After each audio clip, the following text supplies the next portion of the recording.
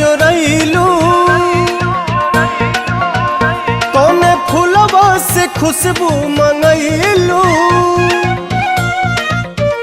कौने बदरा से कजरा चोरैलू, कौने फूलवा से खुशबू मंगैलू। वे धानी किए हो धानी जी अच्छा छनावे लच्छा गन्न दुनिया पागल कैले बा। किए हो धानी जी अच्छा छनावे लच्छा गन्न दुनिया पागल कैले बा।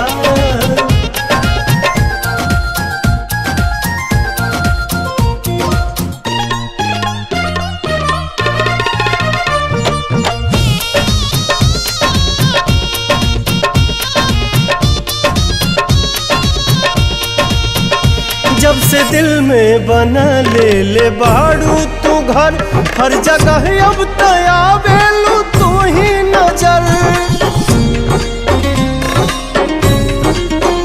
नैना चित चोर ऐसन असर कर गइल, तब से आवाज दिल ही दीवाना भइल। बोली लागेला जैसे सुगनिया, चाल में लागे फिर के हिरनिया।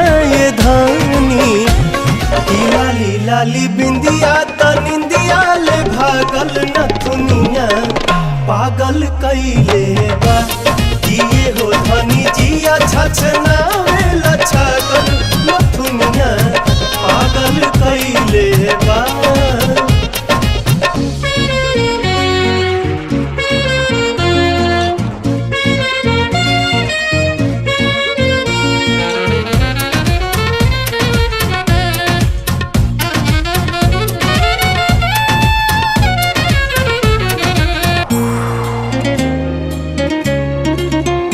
करधनी जब कमर में झमक जाला हो, होके बेकाबू मन ही सनक जाला हो।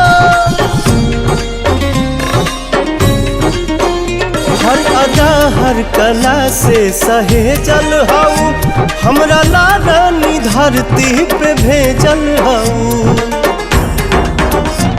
इमारत के भगवान गढ़ले, कोनो कमी कसर नहीं छोड़ले। ये धानी का जानी कितना मेटेरियल वाला गल न दुनिया पागल कैले बा।